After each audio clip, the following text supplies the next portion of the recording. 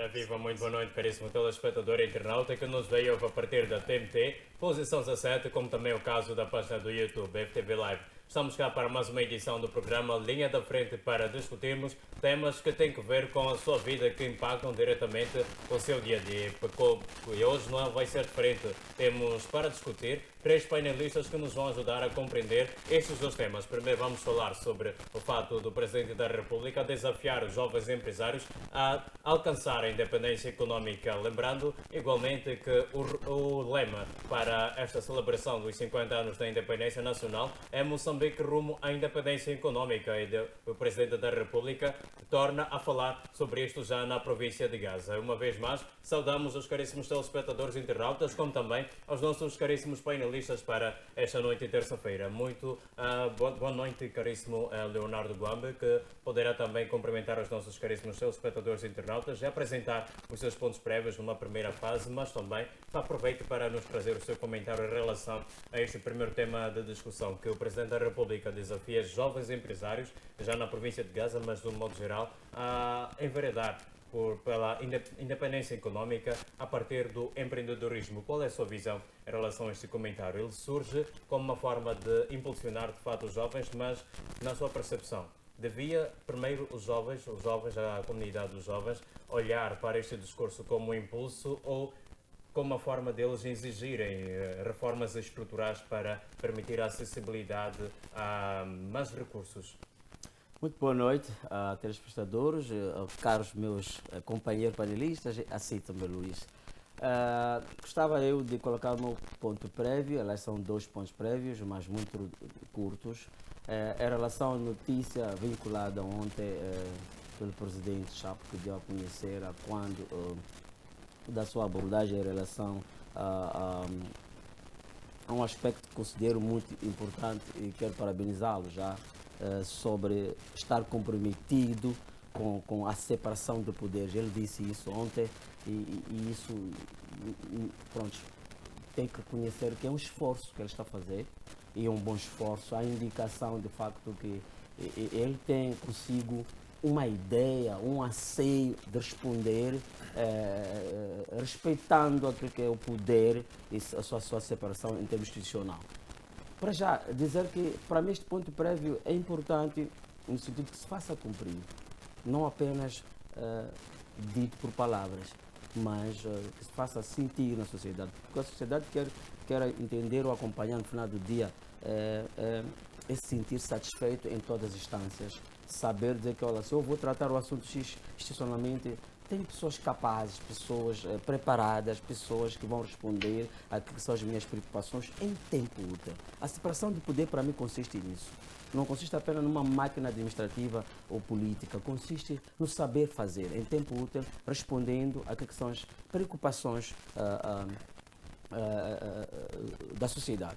O outro meu ponto prévio tem a ver com a celebração e inauguração, portanto, das ações concretas do HCB. Ele falava também ontem sobre isso e parabenizou o HCB. E isso me levou a pensar, olha, oxalá que nós tenhamos mais instituições que tenham a responsabilidade social de promover o bem-estar nas comunidades onde estas empresas estão. Apenas não se situar apenas naquilo que são os seus planos de desenvolvimento da atividade que vou lá exercer, que é a hidroelétrica, neste caso concreto da HCB, mas sim celebrar o crescimento da comunidade, especificamente onde está instalada a HCB. É preciso que se coloque em prática aquilo que é o input. Eu acho que uma empresa como aquela que é a HCP não celebra apenas os 50 anos que tem coincidido com o jubileu, mas celebra o impacto,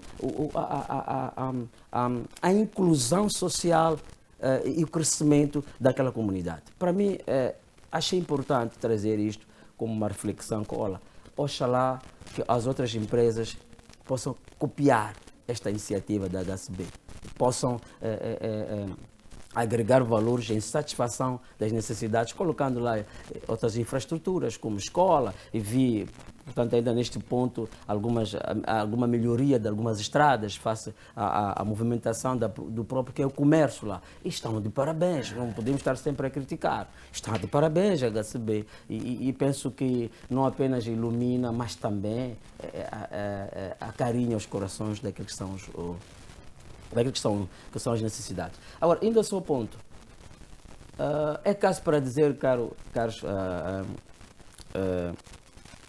Luís, que é um impulso que ele deu, um impulso positivo que suscita algumas estratégias, algumas políticas que devem ser acompanhadas para este incentivo. Porque se incentiva, de facto, os jovens empresários possam se posicionar economicamente, então está a abrir aqui uma oportunidade, na minha percepção, uma oportunidade de dizer, olha, aqueles que têm as suas ideias, que têm os seus planos econômicos, possam apresentar e possam ser acarinhados. Agora, abro um parênteses. De quem será a tutela deste incentivo? Do próprio presidente Chapo ou da sua máquina toda administrativa? Porque o que acontece é que o empresariado moçambicano jovem não encontra respostas a tempo útil daquilo que são os seus anseios. Não é porque o empresariado jovem não tem capacidade de trabalhar. Tem na sua estrutura os seus planos desenhados, até acompanhado de projetos claros. Mas há esta desconfiança de ser dada oportunidade desta própria camada jovem empresarial em poder empreender albergando ou suportando aquilo dando emprego aos outros, por causa da demora, por causa das políticas que são traçadas, que na minha opinião têm que ser políticas claras, políticas do domínio público do próprio empresariado jovem, políticas transparentes daquilo que é o plano do seu pacote de acompanhamento. Senão, estaremos a entrar num fundo de poço sem saída. O que eu chamo de fundo de poço? Em que o presidente Chapo coloca este incentivo, este impulso, esta chamada da corrida para os jovens empreenderem. Mas depois não lhe dá os meios que precisam para capitalizar e poderem fazer suas atividades. Então, eu penso que é uma provocação, sim, mas boa provocação. E está de parabéns, presidente Chapo. Está a mostrar, de facto, está preocupado com jovens empreendedores, jovens empresários, porque nós temos tantos. Apesar dessas barreiras que os jovens encontram, aquela tendência de quem quer olhar para os jovens, olhe para um jovem com uma capacidade intelectual, com uma postura de poder defender aquilo que são os seus planos, a forma de pensar, de fazer alguma atividade. Eu penso que está de parabéns. Está de parabéns mais do que nunca, é boa iniciativa, bem haja, se efetivamente haver um acompanhamento, haver os recursos alocados em tempo útil. Tem que se fazer, eu costumo minimizar a burocracia que se leva para a concepção de projetos e respostas para quem quer investir a nível local. Porque não é que acontece ao nível de um dado que não gosto muito de frisar, mas não é aquilo que acontece quando aparece o estrangeiro. Quando aparece estrangeiro, em detrimento do nacional, estrangeiro em 2, 3 dias tem a resposta daquilo que precisa investir, em que área, em que zona. Então é preciso que se acarinhe este jovem, este empresário jovem moçambicano, que tenha consigo a luz de poder ajudar o seu próximo, que é o cidadão moçambicano. Pois então acredita que os jovens, antes de aceitar este desafio que o Presidente da República coloca, deviam passar a exigir antes reformas estruturais mais concretas para realmente abraçarem este espaço que está a ser aberto? É preciso, mais do que isso. Olha, Luís, nós quando nascemos, primeiro passamos por fases. Somos bebês. Primeiro não falamos. Depois gatinhamos, depois começamos aquele sinal de que queremos falar. Indo direto a este encontro da minha abordagem, existem fases, existem processos, existem etapas que devem ser cobradas, devem ser explícitas, devem ser trazidas como linha de pensamento em que consiste este projeto, este incentivo. Porque não basta só falar. Eu posso acordar amanhã com um plano desenhado e depois começar a dançar lambada. Mas o presidente disse que está a incentivar, eu tenho um projeto, já havia começado, mas eu preciso daquele financiamento. Aonde vou buscar o financiamento? Não existe nenhuma instituição, quer ela bancária ou financeira ou de crédito, que vai financiar um projeto que desconfia, que não conhece a linha da produtividade ou do pensamento de desenvolvimento desse projeto. Então, é preciso que haja uma reforma estrutural a partir da máquina governativa. É preciso que haja uma reforma clara, haja transparência em tudo que se diz, que se fala e que se aloca. Senão, teremos aquele ditado que diz, olha, há sempre promessas e no fim nada acontece. E acaba os nossos representantes políticos virando memes. Memes porque disse uma coisa e fez aquilo que não disse. Aquilo que disse que devia ter feito, não fez. Então, é preciso que haja reforma assim, é preciso que se aceite que estamos numa nova era, é preciso que se aposte nesta postura do presidente Chávez, daquilo que é o pensamento dele. Acima de tudo, é preciso que a própria reforma inclua jovens, permita-me dizer isto, jovens com capacidade e preparados para correrem, para fazer acontecer. Porque pensar edifica, mas fazer acontecer honra a todos. Isto vai honrar não apenas o presidente Chapo, vai honrar todo o sistema que deve ser estruturado. Na minha opinião, sim, é preciso que haja reforma, em todos os aspectos. Muito bem, muitíssimo obrigado. Manuel Moiano, muito boa noite. O Presidente da República exorta jovens como um desafio a ser lançado a deixarem de depender exclusivamente do Estado moçambicano, numa altura em que grande parte dos jovens, logo que terminam o ensino superior, há tendência mesmo de correr para algum trabalho que faça parte do Estado, talvez por uma questão de segurança, mas a exortação é contrária a esta realidade. O Presidente quer que os jovens tenham independência económica. Manuel Moiano, uma vez mais, muito boa noite. Os seus pontos prévios primeiro, mas não deixe de comentar em relação a este tema. O que significa na prática para um jovem moçambicano a independência económica hoje? Muito boa noite. Bom, boa noite aos nossos telespectadores. Saudar aos meus colegas do painel, o Guambe e o Xamboco, assim, o nosso moderador de luxo. Como meu ponto prévio, eu tenho aqui 2 pontos prévios, ou pode ser mais que 2 pontos prévios, mas o primeiro ponto prévio eu queria aqui tentar recuperar o que já foi dito sobre a situação de Inhambane, em Zavala. Há um professor lá que foi suspenso porque ele trazia o cabelo, ou é um criador de cabelo, e os regulamentos escolares, ou regimento escolar, e mesmo assim, isso não existe, eu quero acreditar. Porque quando se contrata alguém, certas empresas, a empresa ou uma instituição tem lá regras de que aqui temos certas regras que têm que ser cumpridas. Então, suspender alguém e passando a prejudicar crianças por mais de 3, 4 dias sem aulas por causa de cabelo. Eu acho que estamos a falhar muito como país, é uma vergonha como uma nação, 50 anos já é amanhã, e ainda estamos a perseguir pessoas que criam cabelo. Temos pessoas que deveriam ser perseguidas, pessoas que deveriam ser detidas, pessoas que deveriam ser suspensas na área da corrupção. Então, temos pessoas bem estudadas, doutor e mestrado, todos com cabelos nos outros países, mesmo aqui no nosso país, em certos setores, nós encontramos lá pessoas com cabelos. Então, perseguindo um docente, um professor, acho que não estamos a fazer nada como nação. O meu segundo ponto prévio é dedicado, ou quero falar sobre a situação que está a se ver de ontem para hoje. A notificação feita ao ex-candidato presidencial Venâncio Mondlane. Nós sabemos que ontem mesmo, parece que era um primeiro encontro, o chefe do Estado e o Venâncio, ou digamos, os membros do Conselho do Estado tinham um encontro marcado para esta semana, acho que é hoje, mas o encontro foi cancelado. Não se disse até então qual é o motivo do cancelamento do encontro previsto para todos os estadistas, ou todos os membros do Conselho do Estado. E passando horas, quando o chefe do Estado está em Tete, na visita ou na celebração dos 50 da HCB, e estamos a ver a notificação na mãos do Venâncio, na qual tem que se fazer presente até na sexta-feira, dia 27 de junho. Caso não esteja lá, então corre o risco de ser detido. Então, não estamos a fazer nada, é uma parte esta. Estamos a celebrar a nossa independência, 50 anos. O chefe do Estado, uma pessoa muito humilde, eu quero acreditar que está a vir de uma boa forma estável, de uma boa forma de unir todos os moçambicanos, unir os seus adversários políticos, porque adversário político, Luiz, não é o inimigo.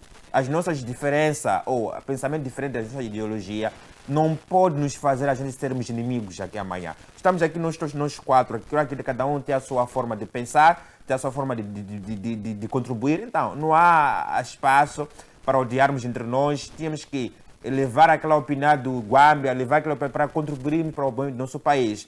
Então, chegando a esta fase, notificar o Venâncio Mondlane que ele é o fugitivo, tem que se apresentar, enquanto há 3 semanas, 4 semanas estava reunido com a presidência ou com o presidente da República para que não haja mais o barulho para o país, manifestação tem que parar, temos que recuperar nossa economia que já estava a ir embora, porque parando a estrada por mais 3 dias a economia ia abaixo. Então, eu quero aqui apelar quem é de direito, na verdade, que fazendo política assim, ou fazendo este tipo de perseguições aos opositores, estamos a fazer com que o país continue a voltar atrás, vai nos obrigar a metermos um país do passado.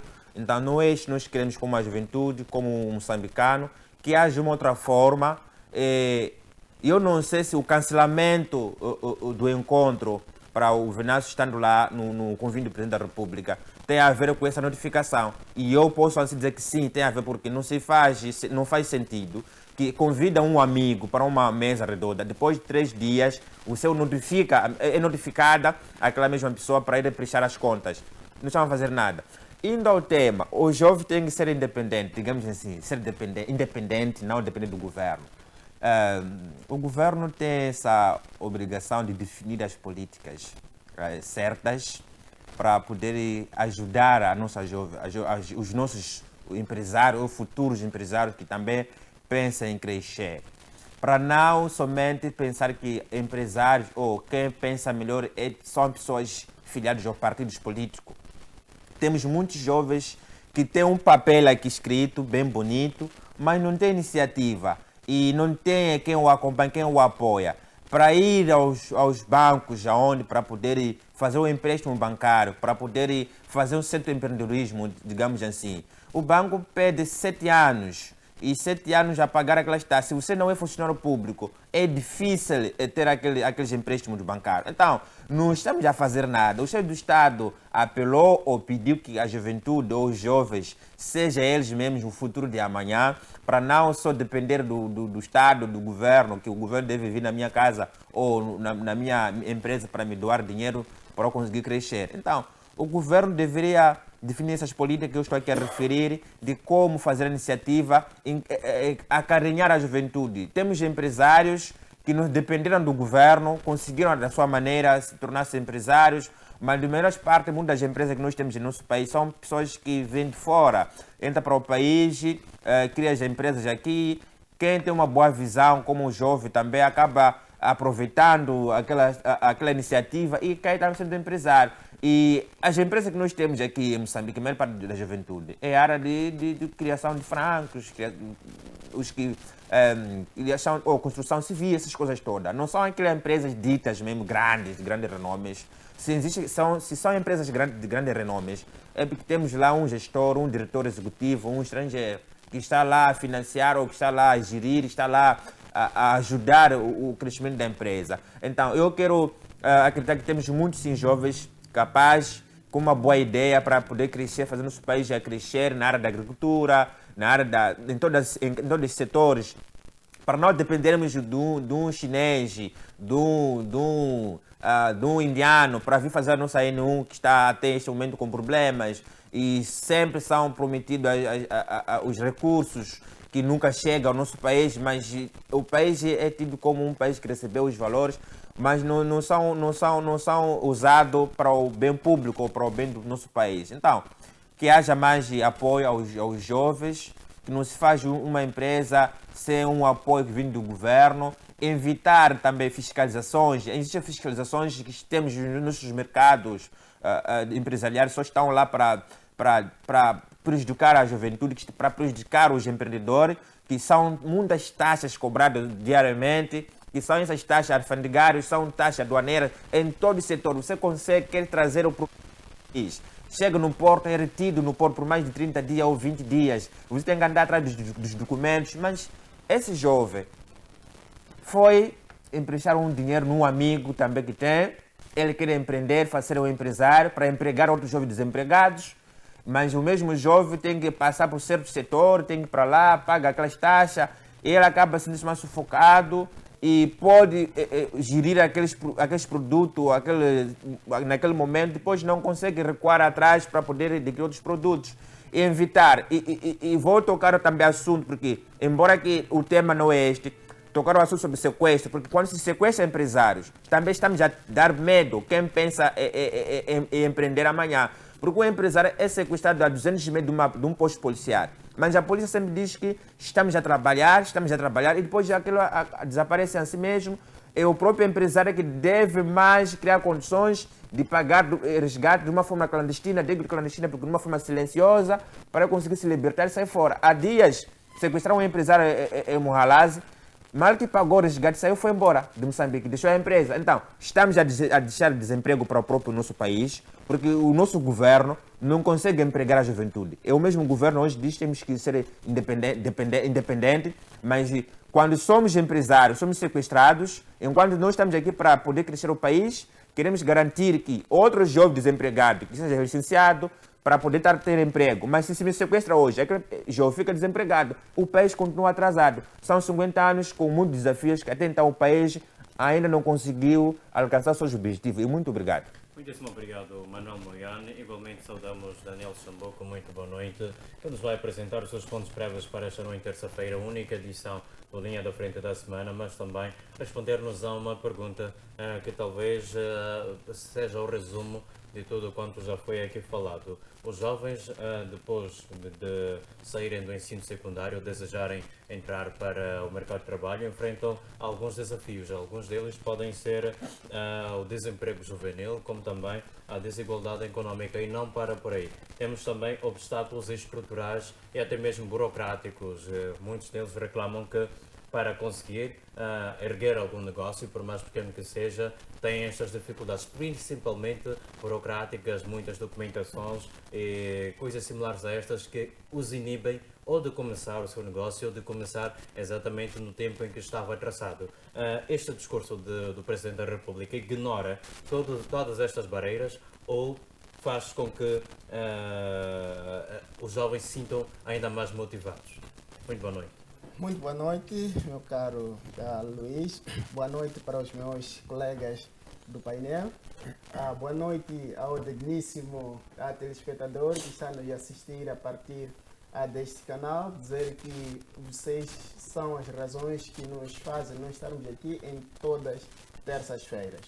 Em relação ao meu ponto prévio, eu tenho a congratular, a agradecer a SDTJ por ter tomado decisões. As informações chegam a partir de várias plataformas que o diretor que suspendeu ou que suspensou aquele professor para realizar as atividades que é de dar aula a estudantes, ou seja, a alunos, que esses alunos para contribuir para o futuro desta nação, este teria sido suspenso por criar cabelo, conforme estava a referenciar ao meu colega do painel Moiane.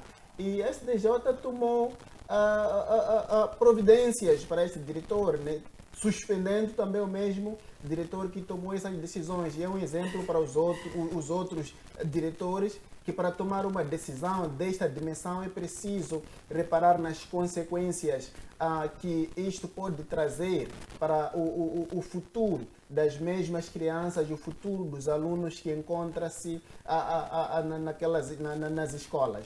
E as decisões também não são tomadas de noite para o dia, são tomadas através mesmo de comunicação. Deveria se comunicar ali a direção, a distrital, para poder perceber estes problemas e também dar o acompanhamento de como seguir para a tomada de decisões. Então, isso não se notou esta fase. E cabelo não é uma coisa que um país está em via de desenvolvimento se preocuparmos com cabelo. É preciso que a gente se preocupe com coisas pertinentes, com assuntos que têm a ver com o desenvolvimento desta nação.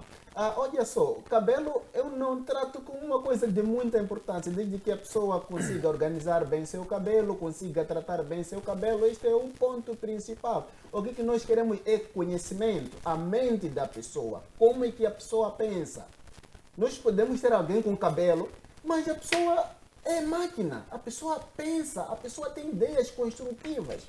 E ter alguém com cabelo que é bandido, uma pessoa que não pensa, uma pessoa que não contribui para nada neste país. Então esse é um aspecto que não podemos nos preocupar. Quando a gente for observar em algumas escolas dos países desenvolvidos, a gente nota pessoa, nota estudantes a irem na escola às vezes com calções, nota professores com cabelos, nota a professores a irem na escola com calções. Então isso são assuntos que nem poderiam nos interessar a este dado momento. A este dado momento, nós estamos preocupados com a questão do desenvolvimento da nossa nação. É isso que nos preocupa neste momento. Amanhã completamos 50 anos da existência, da independência de Moçambique. Então, nos 50 anos, para chegarmos hoje, nos preocuparmos com o cabelo, este fato é um fato não relevante para o desenvolvimento do país. É preciso que se tome medidas severas para este diretor, é preciso que se faça com que os restantes diretores em diferentes pontos do país não tomem decisões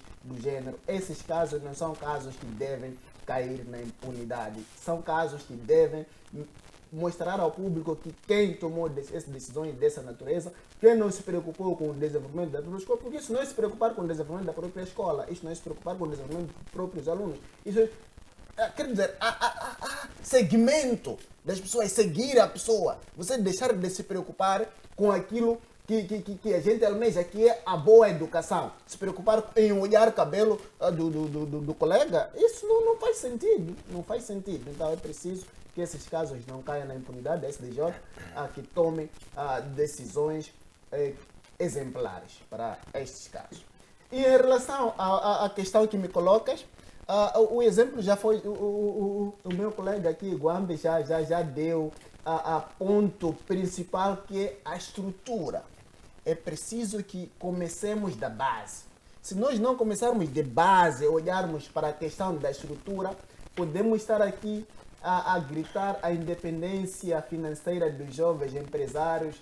Temos que fazer isso, não vamos fazer nada, não vamos alcançar nenhum ponto.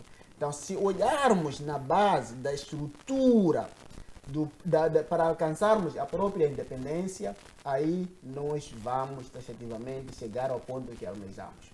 Olha, eu te desafio agora, você como jovem, a importar uma viatura, por exemplo, do Japão para Moçambique.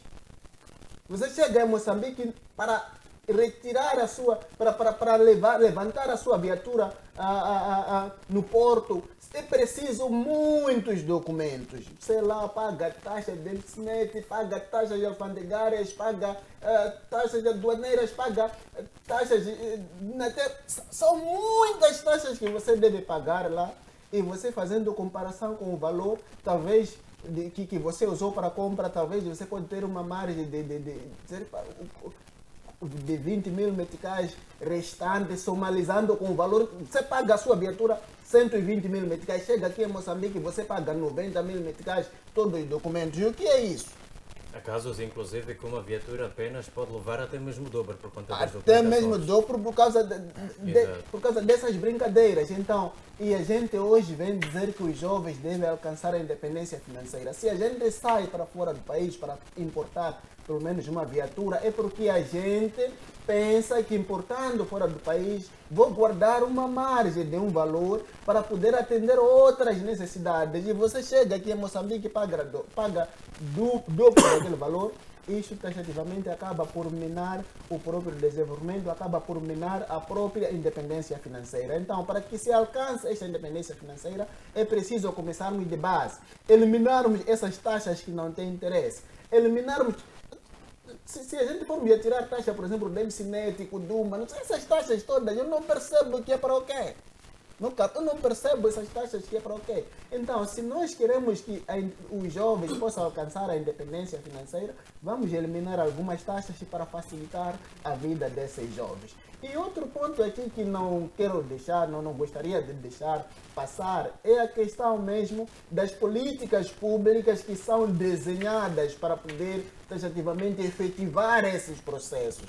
As políticas públicas são desenhadas, nós notamos que temos as políticas públicas, mas a sua execução não está a se sentir na sua totalidade. Olha, nós jovens, nós podemos agora ter políticas de desenvolvimento, políticas de dizer que os jovens devem seguir assim para alcançarmos essa independência. Quem deve os financiar? Esses jovens. E se esses jovens são financiados, existe por detrás deste processo alguém que está lá para cobrar taxas, que olha, para você operar aqui tens que pagar isto, para você operar tens que fazer isto. E esses jovens faz somatório dessas taxas, no final do mês temos um valor elevado. Não estou a dizer aqui que os jovens não podem, implementando seus negócios, eles não podem pagar algumas taxas ao Estado. É preciso pagar algumas taxas ao Estado, sim, mas as mesmas taxas que os jovens devem pagar ao Estado, o Estado deve fazer revisão a essas taxas. Devem ser taxas que vêm facilitar o jovem, devem ser taxas que vêm facilitar a vida dos jovens, não devem ser taxas que vêm complicar a vida dos jovens. Isso é preciso repararmos nesta perspectiva. E as mesmas políticas que são desenhadas para o desenvolvimento, é preciso que se parte de base, que se parte da estrutura. Temos que estruturar todos esses processos, a partir das taxas cobradas, a partir do financiamento dos jovens. Temos jovens, tanto que têm alguma base, mas temos jovens que têm projetos geniais, têm projetos incríveis, mas não têm base de financiamento, não têm a que os financiar. É isso que o colega Guamba estava a levantar. Tudo bem, queremos alcançar a independência financeira, mas a quem vai financiar esses jovens? Quem deve financiar esses jovens? É aí onde entra que quem garante o bem-estar social é o Estado. Então, este Estado é preciso que financie a esses jovens para que esses jovens alcancem a sua independência financeira. Nós não queremos só que os jovens empresários, eles só que alcancem a sua independência financeira. Queremos que todos os jovens alcancem a sua independência financeira. Indo no seu ponto de que alguns jovens, quando saem no ensino secundário, ensino técnico profissional, eles buscam alcançar a sua independência, outros buscam entrar no aparelho do Estado. Buscam entrar no aparelho do Estado por quê? Porque o jovem, sim, depois de terminar o seu ensino a médio, o seu ensino a técnico profissional, ele não tem base de onde começar. Ele sempre, a intenção é de querer procurar se encaixar no Estado. O que é difícil a essa altura, o que é difícil na atualidade é entrar no aparelho do Estado. É muito difícil. Então, para que este jovem possa garantir a sua independência financeira, é preciso que haja financiamento por parte do Estado. O Estado deve financiar a este jovem, dar acompanhamento a este jovem, fazer palestras, workshops, ajudar esse jovem a investir, ajudar esse jovem a lhe encaminhar que fazendo isto, pode alcançar a independência financeira. E é isso que deve se fazer. E nós, como jovens, não estamos muito, se existir esse incentivo, não vamos lutar todos que queremos entrar no aparelho do Estado, porque nós sabemos que a essa altura o país tem muitos formados. E que para todos entrar no aparelho do Estado, no tempo em que a gente se encontra, é extremamente difícil, tomando em consideração o número que o país tem dos formados. Então, se existir esta base, se existir esta iniciativa de financiar os jovens para poder alcançar a sua independência financeira, de fato, os jovens daqui a alguns anos, vamos dizer, valeu a pena.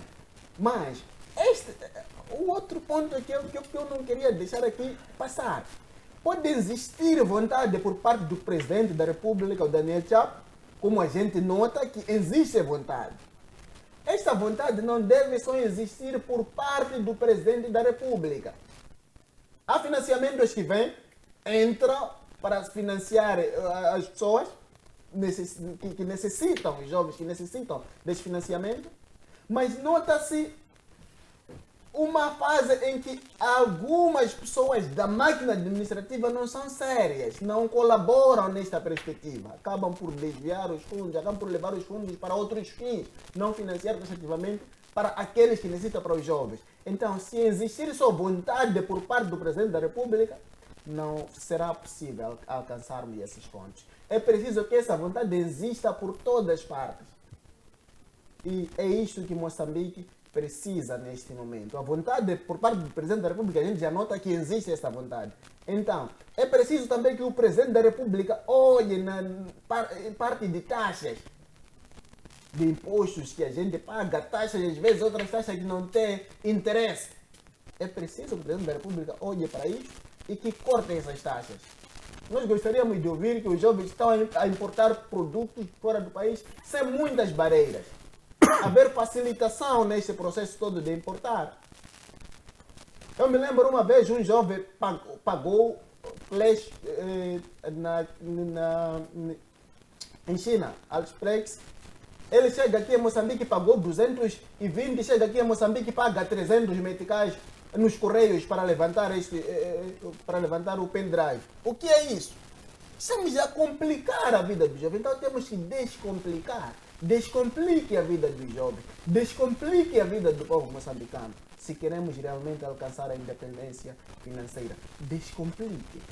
Muito bem, muitíssimo obrigado. E se por um lado nós falamos neste primeiro tema sobre a necessidade que o Presidente da República vê em que os jovens alcancem a independência econômica, dessa forma também o sucesso financeiro, neste segundo tema que passamos a discutir por uma questão de tempo, nós olhamos para o fato da pobreza estar a aumentar os seus índices. Revela-se que algum dado diz que 60% da população, ou até mais do que isso, vive em situação de extrema pobreza, o que significa que não tem simplesmente deficiência de dinheiro, mas também há acesso a serviços básicos como saúde, educação, até mesmo segurança. É sobre mesmo este assunto que nós discutimos neste que é o segundo tema, pelo que chamamos a atenção do caríssimo telespectador e internauta. A primeira pergunta que eu tenho é justamente para Daniel Chamboco, que encerrou a discussão sobre o primeiro tema. Daniel Chamboco, como é que se explica que Moçambique é um país que tem gás natural e tantos outros recursos minerais como carvão, terras férteis, continua a registrar altos índices de pobreza com tudo isto? Para onde é que vão os benefícios dos recursos naturais? Bem, eu costumo chamar isso de maldição dos recursos. Moçambique dispõe de muitos recursos e esses recursos poderiam fazer Moçambique dar certo. Até esse nível que o país se encontra. Se a gente for olhar do ponto de vista de desenvolvimento, existe muita falta de infraestruturas, falta de estradas, falta de escolas, falta de hospitais, falta de hospitais psiquiátricos. Acho que o país só tem um hospital psiquiátrico. Isso...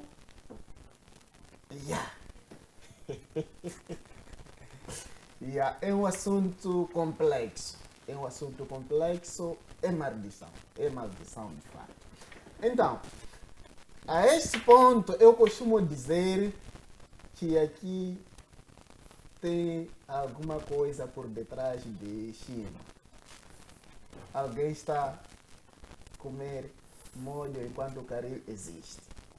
E quem está a comer o caril? Esta é a grande pergunta. Então, eu vejo que nesta perspectiva, tomando em consideração os recursos que nós temos, Moçambique não deveria estar a este ponto que se encontra neste exato momento. Nós observamos megaprojetos, por exemplo, em Moma, megaprojetos em Cabo Delgado, megaprojetos em diferentes locais, terras férteis, florestas que nós temos, de exploração, portanto, de madeiras e muitos outros setores, pedras preciosas que nós temos em Moçambique. Então, isto não está a refletir no seio da população, no seio do povo moçambicano. Se nós formos a olhar Cabo Delgado, é uma província que tem mega projetos lá, mas quando nós formos a ver o nível de desenvolvimento baixo, quando nós formos a ver a população local dos distritos em que esses mega projetos são implementados, a população local não é respeitada, não é contratada de forma condigna, nós encontramos lá a presença de vários estrangeiros. O que está a falhar para isso tudo? Nós encontramos lá problemas de estradas, onde os próprios recursos são explorados, mas não há estradas condignas, não há boas estradas.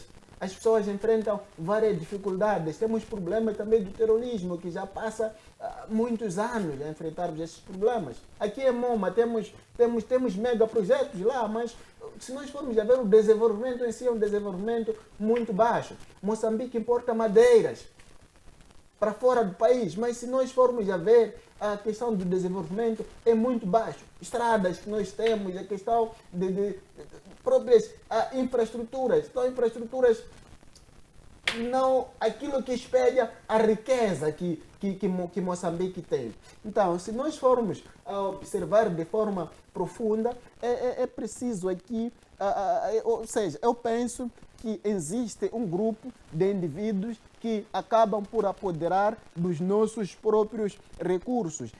Esses recursos não se fazem sentir no meio da própria sociedade, no meio do povo moçambicano. Aqui em Moçambique, nós temos vários mestrados, temos PhD, temos pessoas, engenheiros, temos doutores, mas o que está a acontecer? O que está a falhar para que esses nossos recursos não reflitam com aquilo que é o desenvolvimento do nosso Moçambique, que é o desenvolvimento da nossa nação? O que está a falhar? Então é preciso rever esta parte, é preciso fazer com que os nossos próprios recursos reflitam aquilo que é a nossa realidade. Nós não podemos viver a maldição. Onde que nós falhamos como filhos dessa terra? Por que os nossos recursos não se fazem sentir no meio da sociedade? Podemos agora ir em Cabo Delgado, você não vai encontrar 50% de trabalhadores lá que são trabalhadores locais. São estrangeiros. Será que em Cabo Delgado não tem pessoas? Será que em Cabo Delgado não tem doutores formados? Será que em Moçambique não tem doutores formados? Então, o que está a falhar para essas coisas? Se nós continuarmos assim, continuaremos a ser dependentes. É preciso que possamos fazer diferença. E esta diferença, vamos deixar o passado. Vamos deixar o passado, vamos perspectivar o futuro. Como o meu colega do painel, Guambe, costuma dizer que o tempo é a moeda mais preciosa.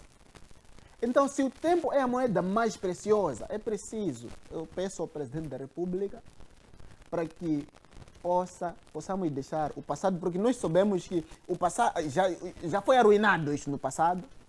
Então, que o Presidente da República, tomando em consideração que o tempo é a moeda mais preciosa, nestes 5 anos de mandato que o Presidente da República tem, que possa resgatar esses princípios perdidos, que possa correr atrás do tempo, sendo uma moeda preciosa, para resgatar todos os princípios perdidos, para fazer, Senhor Presidente da República, Daniel Chapo, peço, para fazer com que os nossos recursos possam refletir a realidade de Moçambique. E eu espero no Senhor Presidente que exista essa vontade de trabalhar. Então, existindo essa vontade de trabalhar, é preciso entrar em todas essas empresas, em todos esses megaprojetos, para poder fazer revisão dos processos e fazer com que esta nossa riqueza que é obtida através desses nossos recursos naturais, não reflita só num grupo de pessoas, mas que reflita no meio de todos os moçambicanos, que reflita no meio dos professores,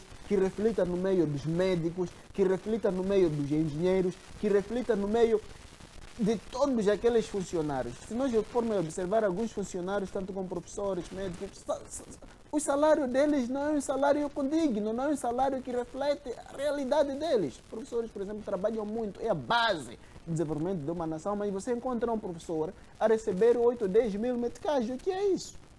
Então é preciso que esses recursos reflitam aquilo que é a nossa realidade moçambicana. Para que isso possa acontecer, é preciso que haja vontade a partir do Presidente da República e a partir também de todos os colaboradores da máquina administrativa. É possível resgatarmos os princípios que foram perdidos. É possível resgatarmos. Para que sejam resgatados, é preciso que haja vontade e que todos nós, como moçambicanos, possamos, no futuro mais próximo, dizer que a entrada do presidente Chapo como presidente da República de Moçambique trouxe mudanças significativas e essas mudanças estamos a usufruir. Queremos dizer isso daqui a 4 anos, mas para dizermos isso, Sua Excelência Presidente, é preciso que esta vontade vá mais avante, é preciso que haja reestruturação em tudo isso.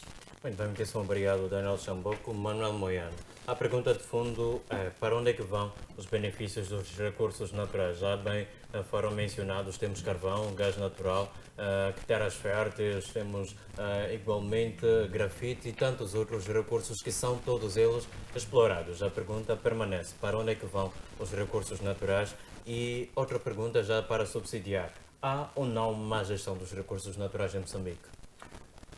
Bom, eu como moçambicano, como jovem deste país, estou a crescer, já venho ouvindo muita história e o nosso país, o que falta na verdade é uma gestão governativa, né? Eu posso assim dizer.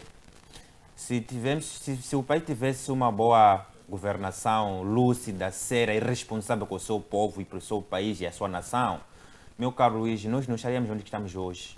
E nós ainda reclamamos ou sempre apresentamos dificuldades em todos os setores, em todas as áreas, posso assim dizer, ou há uma miséria vergonhosamente para o nosso país, como Moçambique, 50 anos.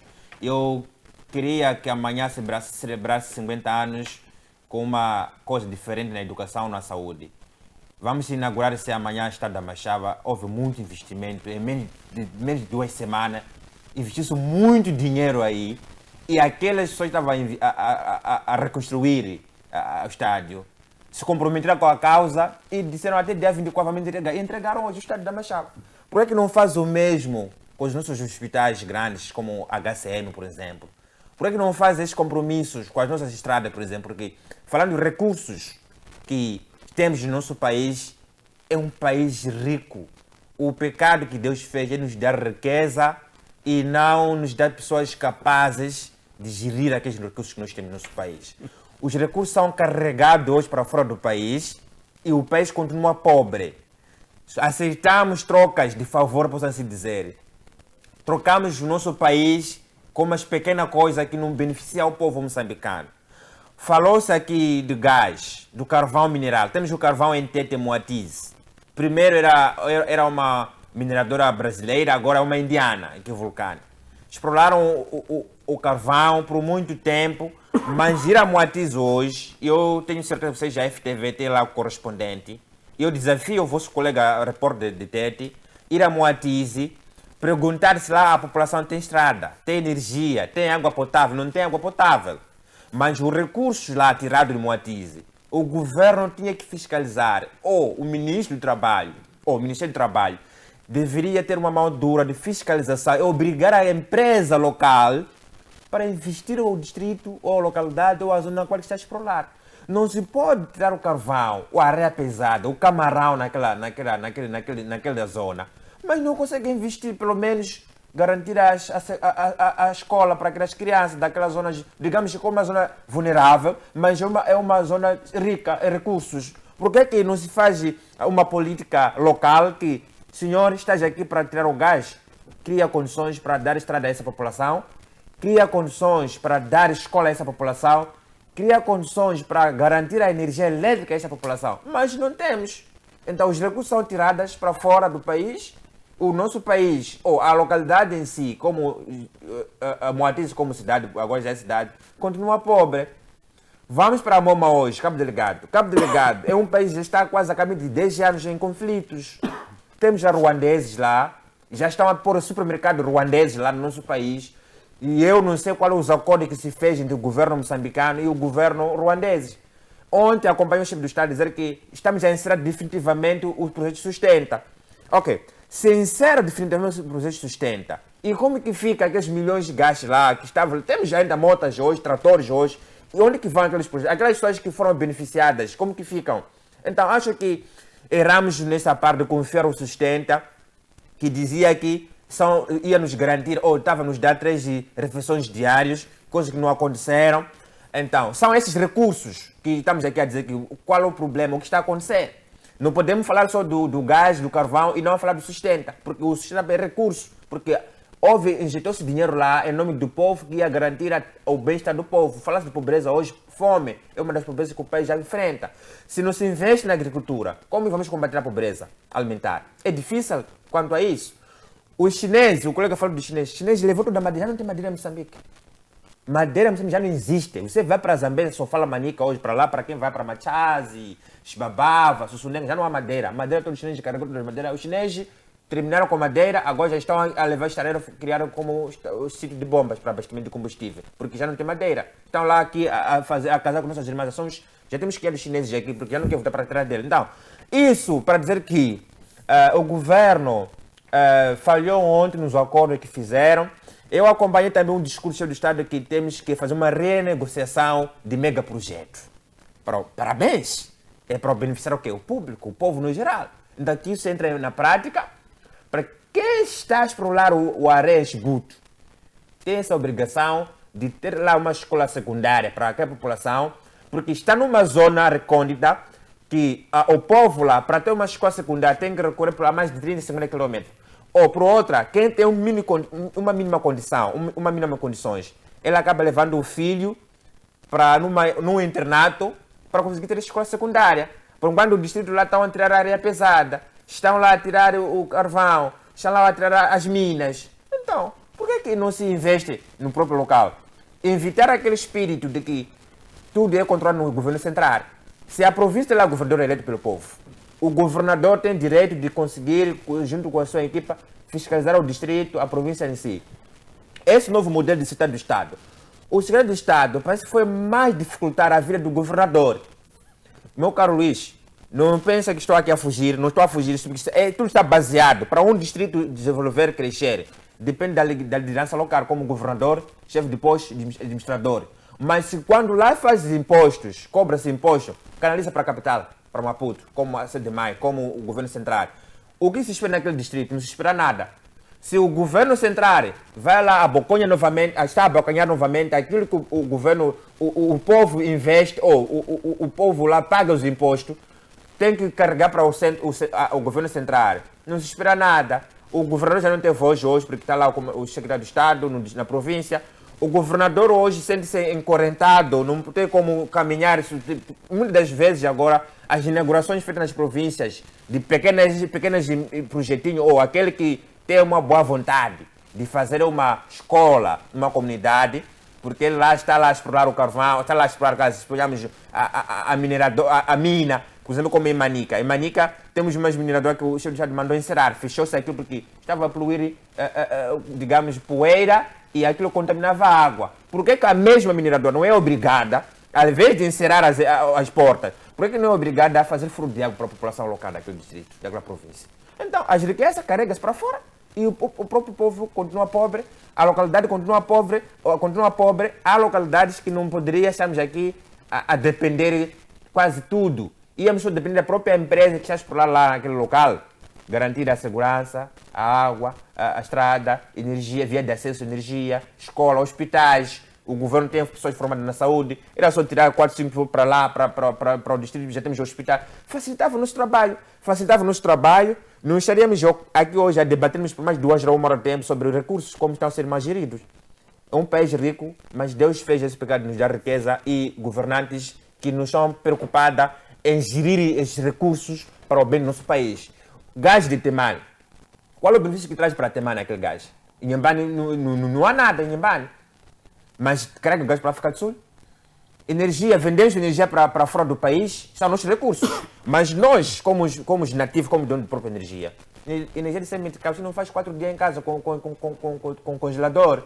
Mas os que estão fora do país, outros países, para não mencionar muito, usam fogão elétrico, cozinham, tudo, a energia que nós vendemos para eles. Mas nós, com semente de caixa, são 12 kW que não usa para nada, basicamente nada.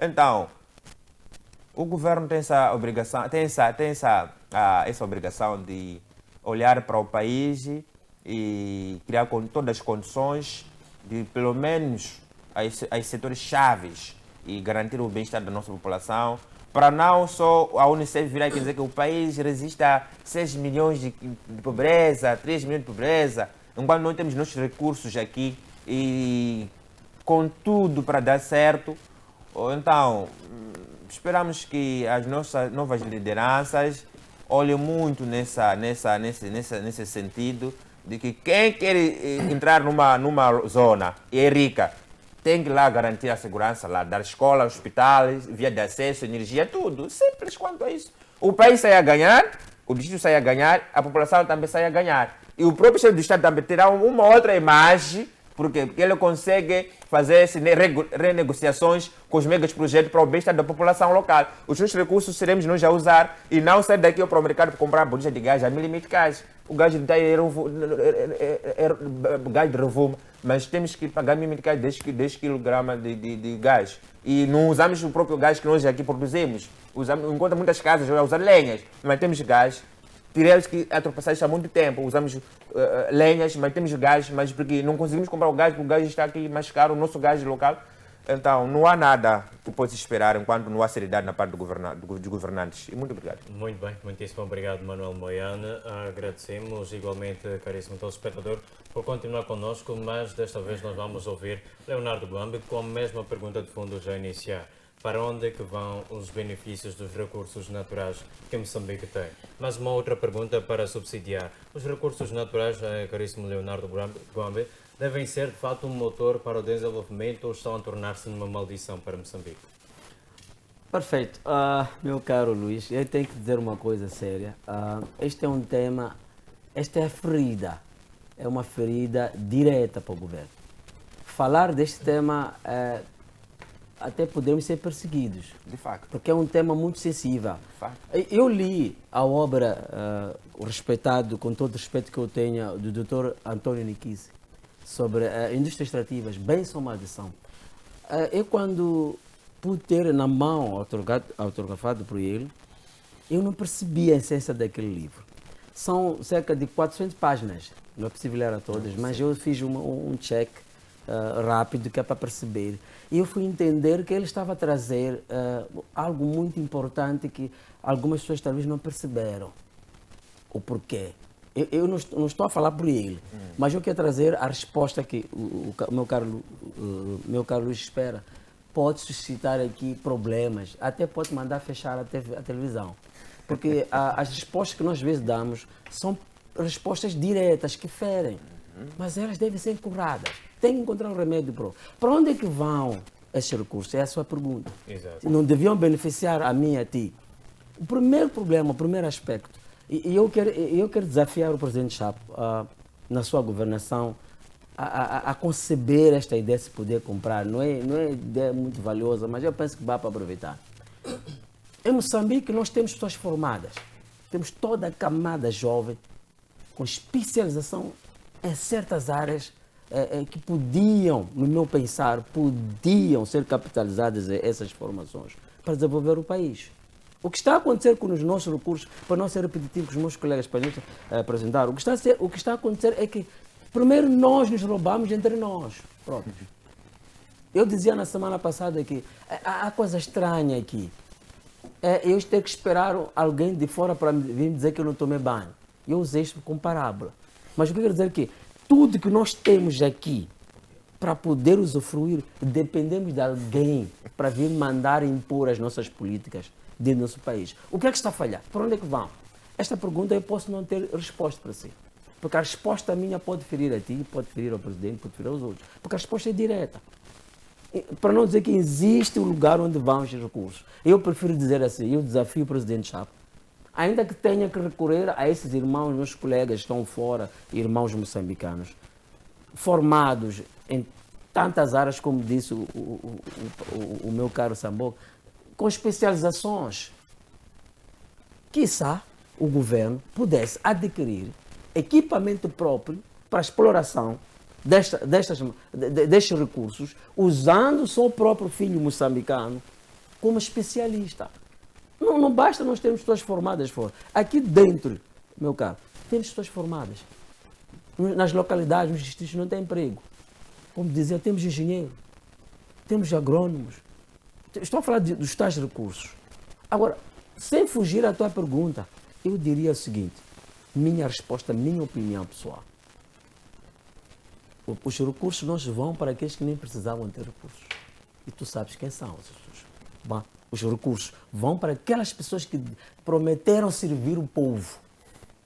Você sabe quem são essas pessoas. Os recursos são abocanhados para aquelas pessoas que têm tudo, que não conseguem até dar o vizinho que tem falta do pão.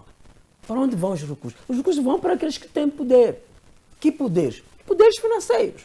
Enquanto eu e o Carlos Luís não tivermos poder financeiro, nós nunca vamos usufruir os recursos. É a resposta tão simples. Eu sei que isto pode ferir, mas é uma verdade. Nós em Moçambique, temos tudo para dar certo. O que é que está a falhar são as políticas. O que está a falhar é colocarmos em frente as nossas intenções. As nossas intenções não devem ser intenções do povo, porque as intenções do povo é desenvolver o povo, é responder às necessidades do povo. Se não está a ser responder às necessidades do povo, significa que está a falhar. O que é que está a falhar? É a máquina governativa. Eu te diria, é a má governação. Não estou a dizer que o presidente já está a fazer má governação, não é isso que estou a dizer. A má governação, ele pode ter herdado agora um problema que precisa estudar, precisa acabar. É um problema político. O problema de recursos nossos em Moçambique é um problema estrutural. É um problema de não ter um poder funcional. Eu não tenho outra expressão para dizer. Não temos um poder funcional dentro do nosso país. Mas temos as leis. Essas leis não beneficiam ao próprio país. Pelo contrário, essas leis são manipuladas para o próprio legislador. Se esta lei... Eu não queria falar muito porque isto pode ferir isso, meu caro. Isto pode ferir. A indústria extrativa em Moçambique está comprometida. Bênção ou maldição? É uma maldição, bem disso, o meu caro Samuel. É uma maldição a partir do momento em que eu, que devia ser o detentor, o primeiro beneficiário deste recurso, não me é dado a oportunidade. Torna-se uma maldição. Por quê?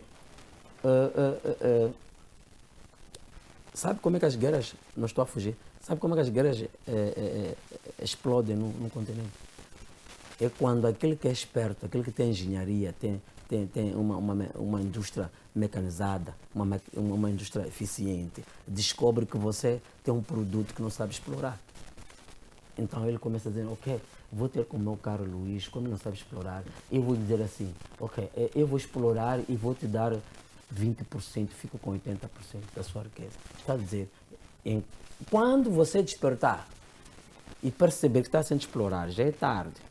E porque há acordos mal feitos, como diziam os colegas, que devem ser renegociados. Aqui começa o problema. A questão da guerra em Cabo Delgado é uma questão visível. Sabe, o governo viu no início. Alguém disse que está a acontecer coisa X. Esperaram ver com olhos carnais. Para agir. Para agir. Não foi falta de aviso. Porque um governo estruturado, como disse o colega, tem lá estruturas, tem lá leis, tem lá governadores, tem lá pessoas que zelam para aquela comunidade.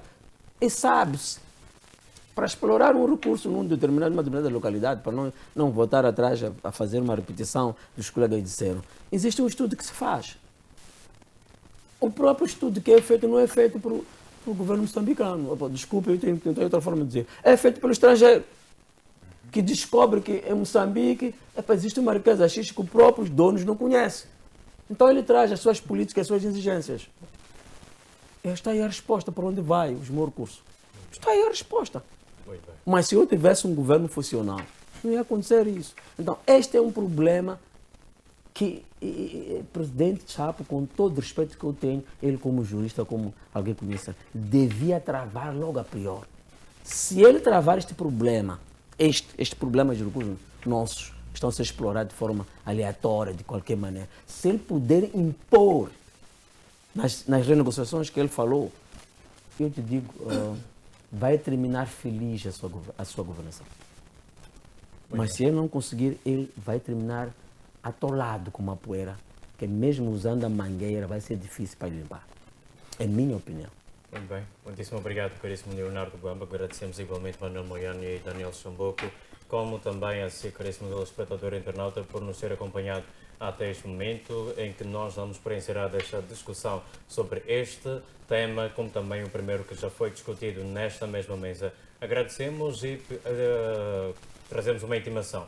que o caríssimo telespectador internauta esteja conosco a partir das 20 horas e 45 minutos, na próxima terça-feira também, para outros temas a serem discutidos. Para a edição de hoje, continue a acompanhar a nossa programação, pois temos muito, como habitualmente temos dito, este programa é feito para si, para discutir problemas que têm a ver com a sua vida, com o seu dia-a-dia, pois o caríssimo telespectador internauta que está na linha da frente de tudo quanto é cá discutido. Nós voltamos na próxima semana. Até lá, fique bem.